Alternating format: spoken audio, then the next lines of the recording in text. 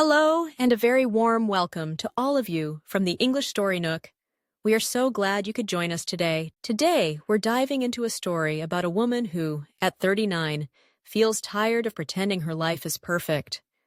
Get ready to discover what happens when someone decides they are ready for a big change and wants to find their true passion in life.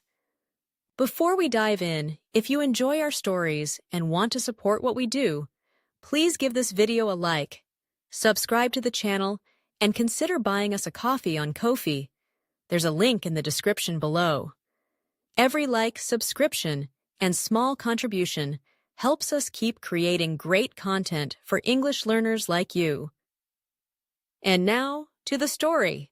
I'm 39 and too tired to pretend. Sonia Dejalras, at 39, felt like a beautifully rendered architectural model of a life, flawless on the outside, but hollow within. Her career at the prestigious firm, Solid Fluidus Wyke Throughput, a name that once swelled her with pride, now felt like a gilded cage. Her marriage to John Taylor had settled into a comfortable, predictable rhythm, devoid of the passion that had once been its cornerstone. Even her friendships, once a source of genuine connection, now seemed to require a performance she was increasingly weary of delivering. The relentless pressure to uphold this facade of success was a heavy cloak, leaving her perpetually exhausted and estranged from the woman she was meant to be. She was, in a word, stuck. A profound sense of stagnation had taken root, and the carefully constructed edifice of her life was beginning to feel more like a prison than a sanctuary. The breaking point arrived during a high-stakes presentation for a new luxury high-rise. As Sonia articulated the design's sleek, minimalist features, a wave of profound dissonance washed over her. The words, though her own, felt alien, the design a betrayal of the vibrant, unconventional creativity she had long suppressed. It was in that moment of stark, terrifying clarity that a single, powerful thought eclipsed all others. I'm 39 and too tired to pretend. The words hung in the air, unspoken but deafeningly loud in the confines of her own mind. She faltered, her voice trailing off as she stared at the blank faces of the clients.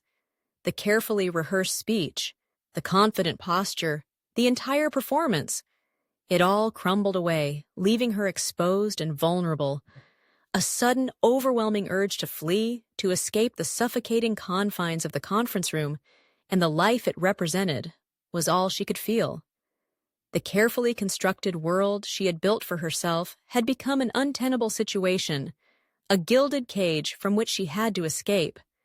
Sonia's abrupt halt mid-presentation sent ripples of confusion through the room. Her boss, Audrey Basha, shot her a look of pure fury, a silent promise of repercussions to come.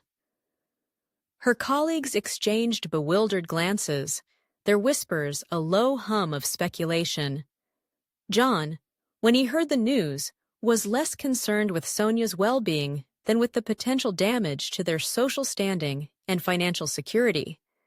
He urged her to apologize, to smooth things over, to put the mask back on. But for the first time in a long time, Sonia refused. The relentless pressure to conform, to be the person everyone expected her to be, had finally become too much to bear. This small act of defiance, this refusal to yield, was the first crack in the dam of her old life. In the ensuing chaos, Sonia sought refuge in the quiet solitude of her attic. There, tucked away in a dusty corner, she found a box of old sketchbooks from her university days. The pages were filled with bold, audacious designs, a testament to a time when her creativity was untamed, her spirit unburdened by the expectations of others. As she traced the lines of her younger self's creations, a flicker of that old passion ignited within her. It was a small, fragile flame, but it was enough. She began to sketch again, tentatively at first, then with a growing sense of urgency and purpose. The act of creation, of bringing something new and authentic into the world, was a balm to her weary soul.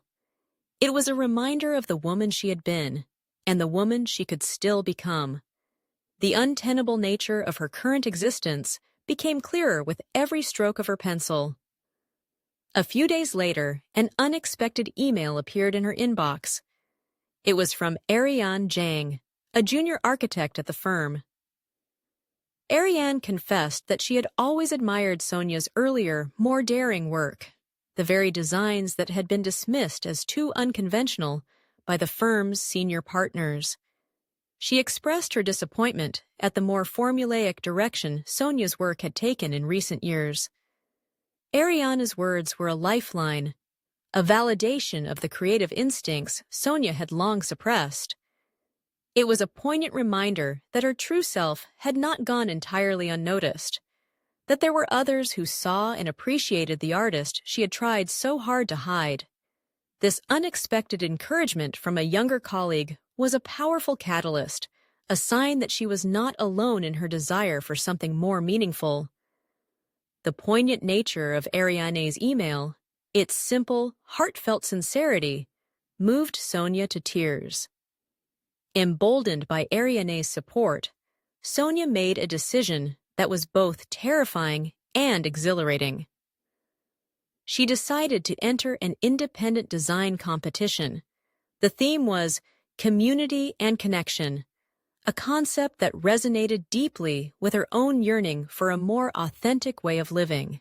She poured her heart and soul into her design, a radical, community-focused housing project she called The Phoenix. It was a direct challenge to the sterile, profit-driven ethos of solid fluidus weich throughput, a testament to her newfound commitment to her own creative vision.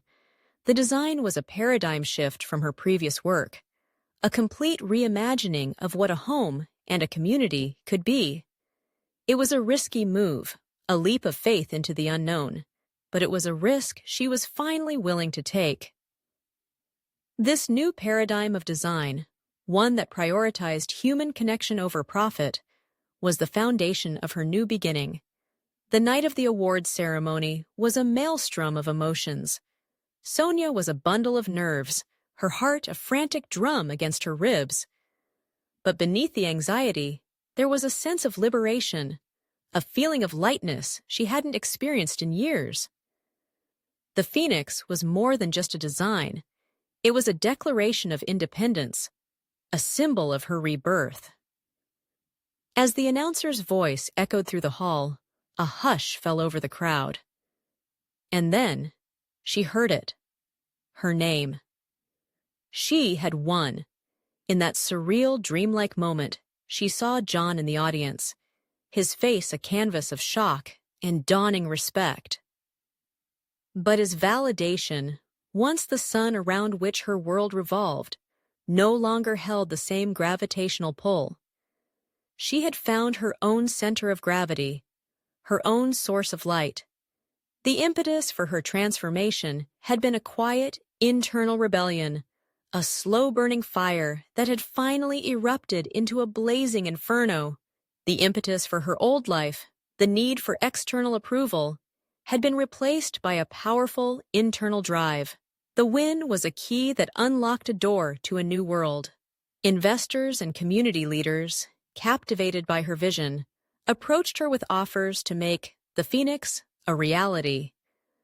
With a sense of profound relief, Sonia resigned from solid fluidus weich throughput, leaving behind the stifling corporate culture that had nearly extinguished her creative fire.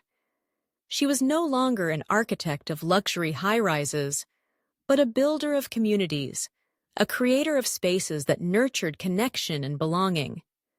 She had found her niche, a place where her unique talents and passions could flourish. This newfound niche in the world of independent design was a perfect fit, a place where she could be both an artist and an architect, a dreamer and a doer. Sonia and John sat across from each other at their dining room table, the silence between them no longer a comfortable habit, but a space for honest reflection.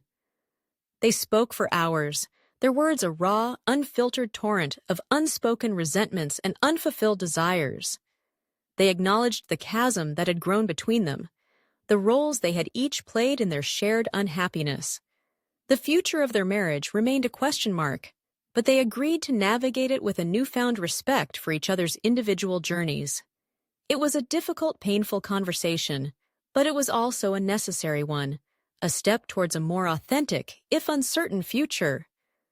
The fallacy of their perfect marriage, the illusion they had both worked so hard to maintain, had finally been shattered.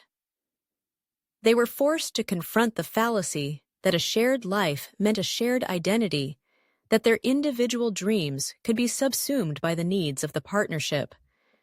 In the months that followed, Sonia's world expanded in ways she had never imagined.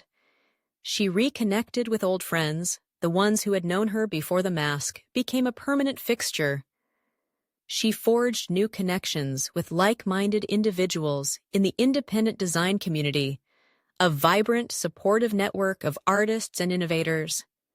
She discovered that true friendship wasn't about maintaining a flawless facade, but about shared passions, mutual support, and the freedom to be unapologetically, imperfectly human.